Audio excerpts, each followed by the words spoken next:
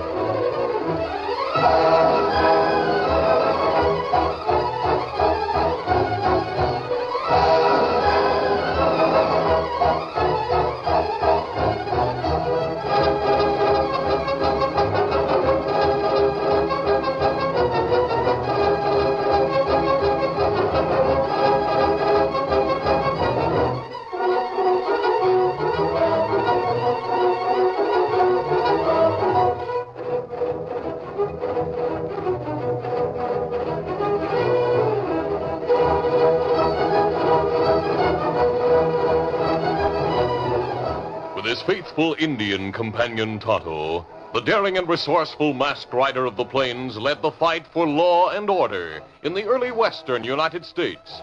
Nowhere in the pages of history can one find a greater champion of justice.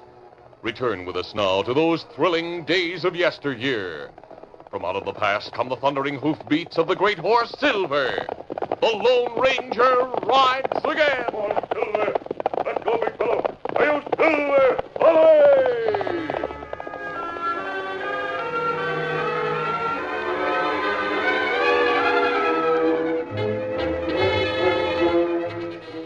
Mrs. Manley, a neighbor from a nearby ranch, stood at the bedside of the Widow Jones and listened as the dying woman pleaded with her to take the widow's young son, Billy. After Mrs. Manley promised to take the boy for a short time, she reached out and patted the widow's hand, saying, I promised to take Billy as you asked, Sarah, but I'm sure it isn't going to be necessary. You'll get well again and... Sarah? Doctor, you'd better come in. What is it, Mrs. Manley? Well, the way she looks, Doctor. I think she's unconscious. It's all over, Mrs. Manley. Widow Jones is dead. Dead? Oh, poor Sarah. Come, let us step into the next room.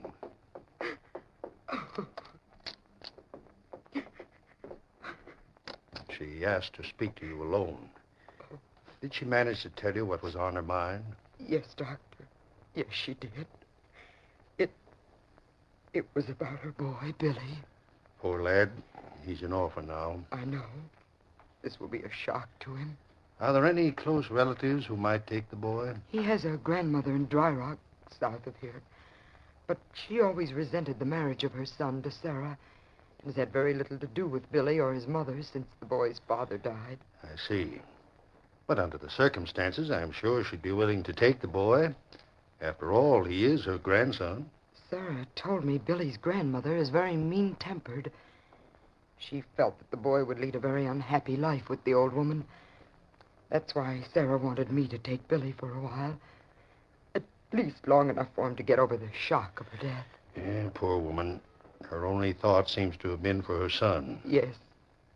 Yes, it was, Doctor. Sarah's whole life was wrapped up in that boy. You have a boy, don't you, Mrs. Manley? Yes. My boy Ted is about Billy's age. I'll keep my promise and take Billy a while. Perhaps having another boy around will soften the blow of losing his mother. You must have been a good friend to the Widow Jones to make such a promise. I'm sure it's best for the boy right now. Sarah and I were good friends, Doctor. Have you known her long? Has she lived around here very long? Sarah and her husband lived on this ranch until almost 12 years ago. Her husband died just before my son was born. I remember it so well because no doctor was available. Sarah practically saved my life. They stopped the stage out on the trail and brought in a doctor at the last minute. He was on his way to St. Louis. I see. I was seriously ill, and I remembered little. But when he saw I was out of danger, he went on. Sarah nursed me until I was well again. I noticed her boy when I came in. Yes. Right after my boy Ted was born, Sarah left here. She said she was expecting a child. While she was away, her boy Billy was born. She came back here 2 years ago. Yeah, too bad the father didn't live to see his son. Billy seems like a nice boy. Yes. Yes, he is. I understand he and my boy were born a few months apart. Well, Doctor, I'll find the boy and take him home with me as I promised. I'll break the news to him as gently as I can.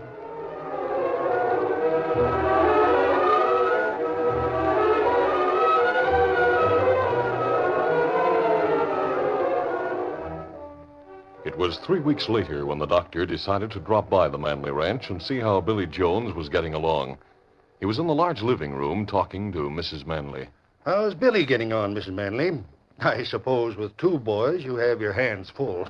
Yes, Doctor, I really do. Billy is a lovable boy, and he should make a good playmate for my Ted. But Ted seems to resent any attention that's given to Billy, and, well, they get into frequent fights. I'm afraid I'll have to send Billy to his grandmother before long. Well, now, that's too bad. The widow Jones dreaded having the boy go to live there, but I suppose he'll have to sooner or later. You know, I'm awful hungry. Well, Billy, how are you getting along here? I'm not Billy. My name's Ted Manley, and I live here. Yes, this is my own son, Doctor. Go into the kitchen, son, and get some milk. All right, Mom. And I want some bread, too. Funny. I could have sworn that was a Jones lad. Of course, I've seen him only a couple of times. The boys do look somewhat alike. I've thought of that before. But naturally, I think my own boy is better looking. Of course. Where's Ted, Mother Manley? He's in the kitchen getting something to eat. I'm hungry, too. All right, you go along and eat with Ted. Yes, ma'am. I think the resemblance is remarkable. Hey, give me that. What?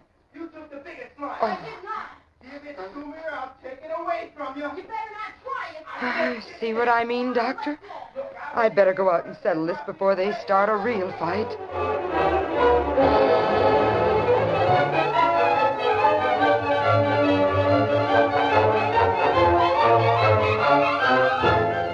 That evening, after the boys were sleeping, Mrs. Manley sat down to have a serious talk with her husband. Buck, I'm afraid we're going to have to send Billy to his grandmother's sooner than we intended. Oh, now, Mary, what's the hurry? From what I hear of that old curmudgeon, the poor boy'd have a heck of a time. Buck, you're not around during the day. Billy and Ted go from one fight to another. They just don't agree on anything. That sort of squabbling doesn't mean anything, Mary. It's good for him. I used to battle with my brother all the time. I'm sort of getting to like that Billy. Seems like my own boy at times. Well, just the same, Now, I look, think Mary, Ted was born while I was away on a cattle drive. And if it hadn't been for Sarah, well, maybe you or Ted might not be here now. Let's keep him a while longer anyway. All right. But it's mighty trying to hear them at each other's throat every 5 minutes. I'm bringing a couple of ponies over from the Bar X spread tomorrow. Just borrowed them for the boys to ride. That ought to keep them quiet a while. Buck, you're too soft-hearted, but I like you for it. The boys will get a surprise when they see those ponies. They'll get along better, perhaps, after the ponies arrive.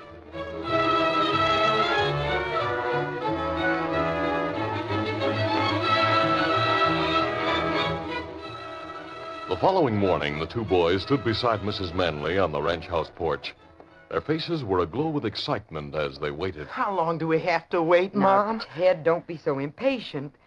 Why can't you wait quietly like Billy does? But it isn't his father who's bringing something to show us.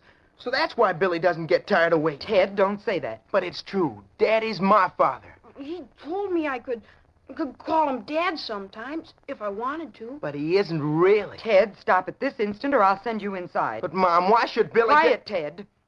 I wish he was my real dad. I never remember having one. Well, both of you, close your eyes quick.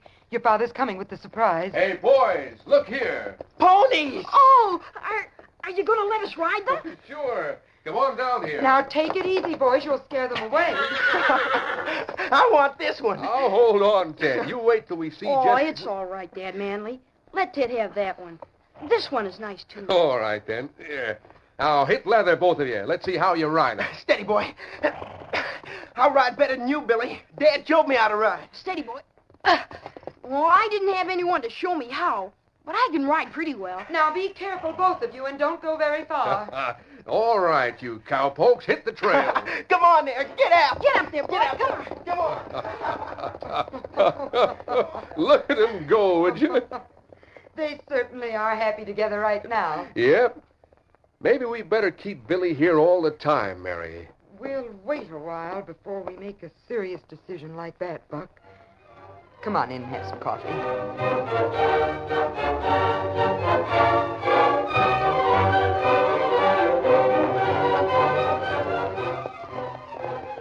We better not go any farther, Ted. Maybe we ought to turn back now. Oh, you're always worrying. Hey, look. There's a creek just ahead. Come on. Get up, boy. Get out. Get up there, boy. Whoa Whoa, there. boy. Golly, that looks cool. Steady, steady. Let's go swimming. We'd better not. Steady there, boy. We've come a long way from home, and anyway, there's a curtain there. It looks strong, too. Guess you can't swim. That's why you won't go in. But I'm going in. Well, I can swim, but I'm not going in. Scared cat. I'm almost ready. Well, I'll watch the ponies.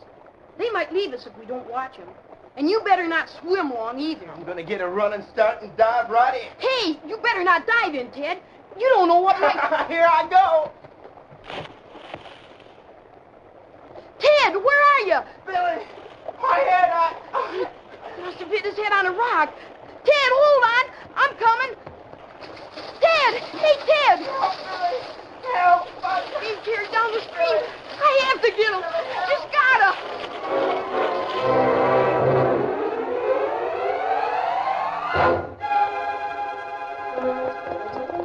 Meantime, two horsemen leisurely followed the trail along the bank of the creek. They were the Lone Ranger and his Indian companion, Tonto. We'll soon be at the mission, Tonto. Isn't much farther. It'd be good to see Padre again, Kimasabi. Yes, he'll be expecting us. I remember the last time we were... Who's over? Who's going on, Padre? Tonto, I heard someone calling. Ah. That cry came from down the creek. Come on, Silver. Get him up, Scout. Look, Kimasabi. Yes, a boy clinging to a rock in midstream. Him holding someone else. Water deep there, current strong. I know. Oh, Silver, hold easy, Scout, steady, big fella. Easy, Scout. If Easy. he loses his hold, they'll be dashed to pieces over the falls. It's not good. Here, take my guns. I'm going after them. Me come too. No, you move along the bank. Keep your lariat ready. I must get to them. Help! Help! I'm slipping! Hold on. Although the Lone Ranger had entered the stream above the position of the boys in the water, he had to fight the strong current to keep from being carried past them. With long, powerful strokes, he gradually made his way until finally he reached out and grasped the rock Billy clung to. I can't hold on. You're holding another boy. Yes, he's hurt. I can't let him drown. I'll get you to shore somehow. Now, don't be frightened. I'll hold him. You grasp my shoulder. Yes, sir. Here he is. He slipped away. Ted's gone under. Cling to the rock, quick. I'll get him. No, come back. You'll both be carried over the falls.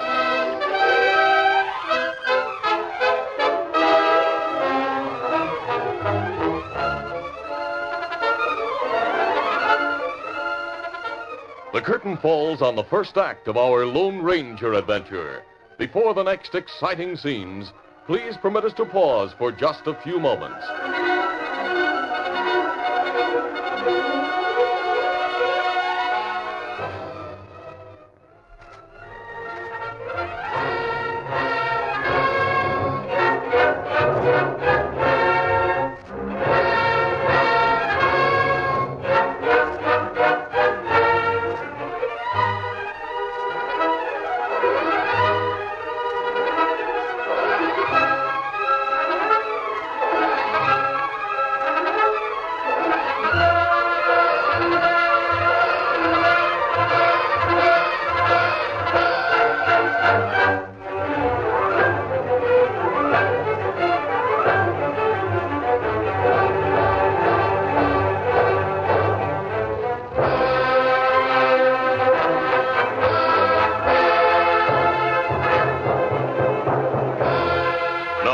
continue. As the boy Billy tried to transfer the unconscious Ted to the Lone Ranger, Ted suddenly slipped away into the current, leaving Billy clinging to the rock in midstream. The Lone Ranger immediately dove after the other boy. Come back! You'll both drown! I must find him. The masked man dove underwater, and a moment later appeared on the surface holding Ted Manley. The current had carried them both downstream toward the falls, and it was too strong for him to hold Ted and swim back to the rock where Billy clung. The Lone Ranger, holding Ted's head above water, struck out for the shore. Then he heard Tonto call out, Tommy! The rope! Let it go! Throw it, Tonto! The stalwart Indian stood a few seconds, gauging the distance, then threw the snaking rope, which landed within reach of his masked friend. The Lone Ranger grasped it and quickly looped it about Ted and himself. A few minutes later, with Tonto's help, he reached the bank with the boy. Throw the lariat to the other boy, Tonto. Hurry before he slips from the rock. Boy! Catch rope! A few minutes more found Billy pulled to safety onto the bank, where he lay exhausted and gasping for breath. Tonto and the Lone Ranger turned their attention to giving first aid to the exhausted Billy and the unconscious boy, Ted. You'll soon be all right, son. Tonto, how about the unconscious boy? Him get cut on head. But me think it'd be all right with plenty good care, Kimasabi. Ted. Where's Ted? Don't let... Easy, son. Ted's going to be all right. Don't worry. The ponies. Our ponies. We'll find your ponies. Now, you lie quiet and rest a while. Kimasabi. Yes. This one, him breathe better now. But him need looking after. I'll care for the boys while you go upstream and get the ponies. And we'll take them where they'll be properly cared for. The mission is close. It good taken to mission. Padre see them get well. Me go get ponies. And me come back to mission. The Lone Ranger and Tonto took the two boys to the mission where the Padre made them comfortable. The boys were put on cots in one of the bedrooms and were soon sleeping normally. After a couple of hours, the Padre and the Lone Ranger went in to observe the boys and found them awake. Well, my son, how do you feel? I feel all right now, sir. Where are we? You're at the mission. This is the Padre. Oh, Billy told me not to go into the water. I hit my head when I dove. Billy saved me. That masked man saved both of us. We'll have to get word to your people. Oh, what's your name, son? I'm Ted Manley, sir. Buck Manley's boy? Yes, Padre. You're fortunate, my son, to have such a brave boy as Billy for a brother. Oh, he's not my brother. Not your brother? No, sir. He's Billy Jones. He's staying with us for a while since his mom died. Oh, I understand. But I wish we were brothers now. I wouldn't fight with him anymore. He saved me. I wish we were, too. Someday soon they'll send me to Grandmother Jones, and I don't want to go. I wish I never had to go there. Sometimes, son, our Creator moves in strange ways. Perhaps you'll not have to leave the ones you seem to love so much. I'd better send Tonto to notify Mr. Manley that the boys are here and safe, Padre. Yes, of course. But before you do that, amigo, I have something to tell you. Yes? Rest now, boys. We'll return later with food.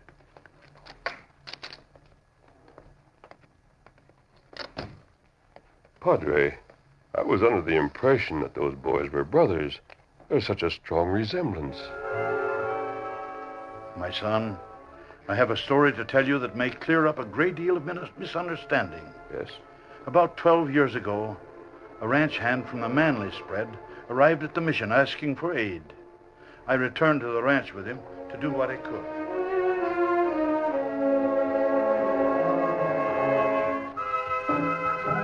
After hearing the Padre's story, the Lone Ranger decided to ride with Tonto to the Manley Ranch. It was dusk when they stopped before the ranch house. You wait here, Tonto.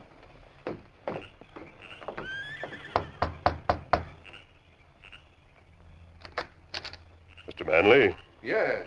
Come in. Mask. What do you want? I came about your son and the other boy.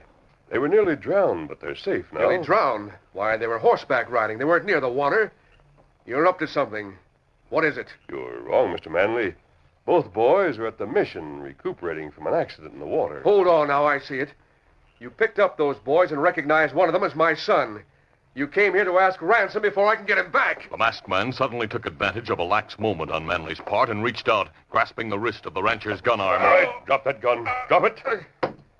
Well, that's better. Now perhaps you'll listen while I explain about your son. Buck, what's going on? I heard the... Oh, what's that masked man doing here? I figured this outlaw's holding our boy and Billy, that's what. And he had the nerve to come here and ask for ransom money. Oh, Wait. Please let me explain. Briefly, the Lone Ranger told what had happened and concluded by saying, Both boys are at the mission under the care of the Padre. They're both all right now. oh, those poor boys. We must go to them. I'm not so sure this stranger's telling the truth. How do I know that he is? You'll have to take my word for it right now. All right, reach, mister. Quick. Good work, man. He didn't see you come in the open door behind him. What's wrong, boss? Looks like we caught an outlaw. Yeah, keep him covered. Don't worry.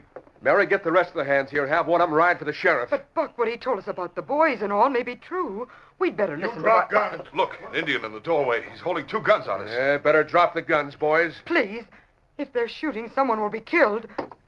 Buck, perhaps you're wrong about the masked man. I explained why I came here, Mrs. Manley. There's no need for gunplay. You'll find the 2 boys at the mission, as I've already told you. But that doesn't explain that mask, mister. Himasabi, Yes. maybe you'd better you come now. Yes, we'll leave. Shall we try to stop him, boss? I wouldn't if I were you. Easy, man. They have the upper hand right now. They're not convinced I told the truth, Tonto. We'll have to move fast. Come on. Steady, big fella. Easy, Scout, easy, fella. Come on, Silver. Get him up, Scout.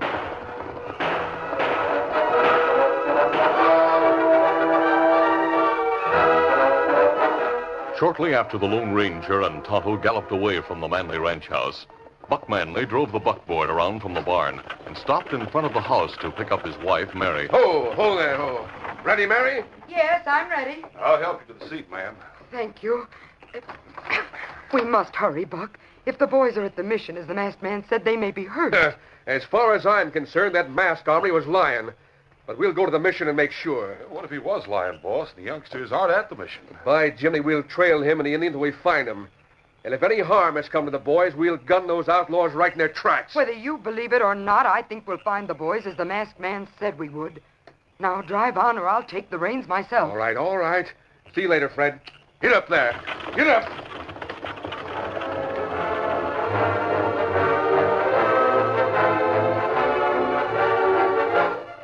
It was later that night when Buck Manley and his wife, Mary, arrived at the mission and were met at the door by the Padre. Padre, I'm Mrs. Manley and this is my husband. We were told that my son and another boy are here. Your boys are here and safe. What? Come right in. Well, then the masked hombre was telling the truth after all. I feel so ashamed, Buck. The way we treated him. My masked friend understands. He has a forgiving nature. Moreover, you owe him a great debt, my friends. You see, he saved both the boys from death in the rushing waters. Buck, Tarnation, take it. Why didn't he say so? he tried to tell us, but you wouldn't listen. No matter, since there's no harm done. The boys, Padre, where are they? We must... Before you go in to see them, there's a story you must hear, my friends. And the one who should tell you is the man who saved them, my masked friend. I'll call him.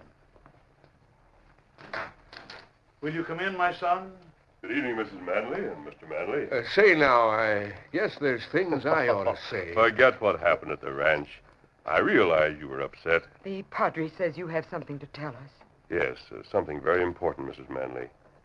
You see, Billy saved Ted. What? He held him up until I could reach them. Well, I'll be darned. Mary, we really ought to keep that boy all the time. I think you will keep him. You see, Billy is really your own son. What? Hold on now. I'm mighty fond of Billy, but when you say that He speaks the truth, my friends. Billy and Ted are twins. Twins? But I... Listen, please.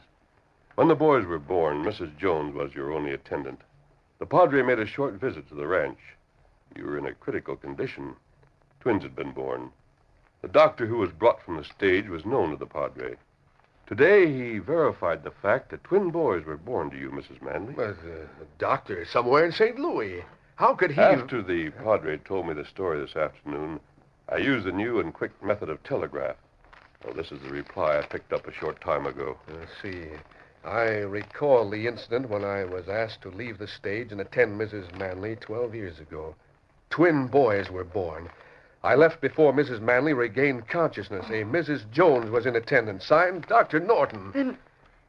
And Sarah Jones took one of my boys to raise as her own. Yes. Evidently, the death of her husband a month before had affected her. She took Billy from you.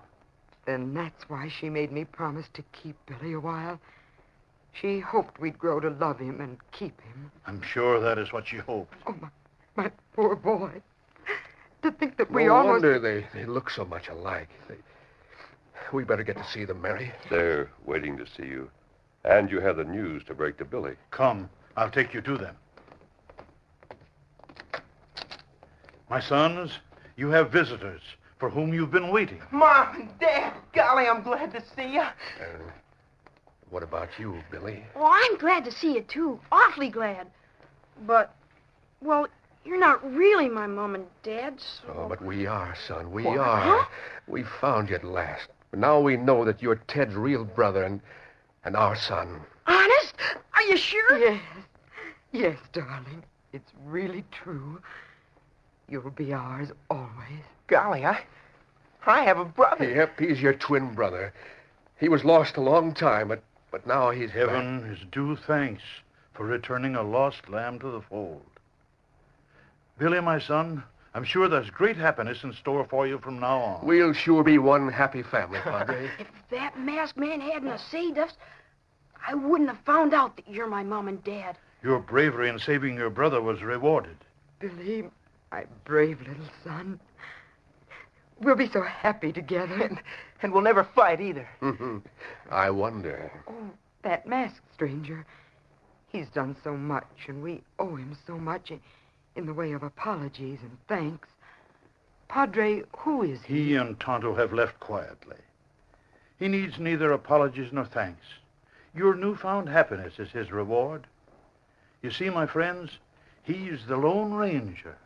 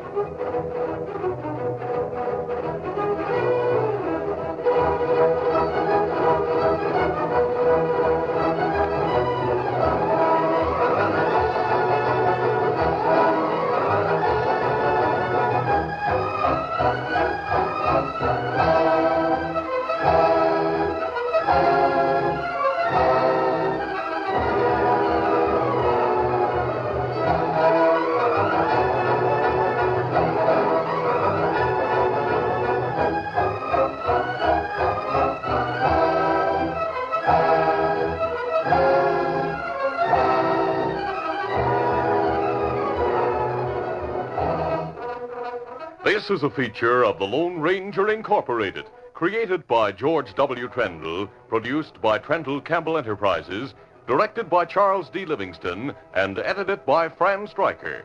The part of the Lone Ranger is played by Brace Beamer.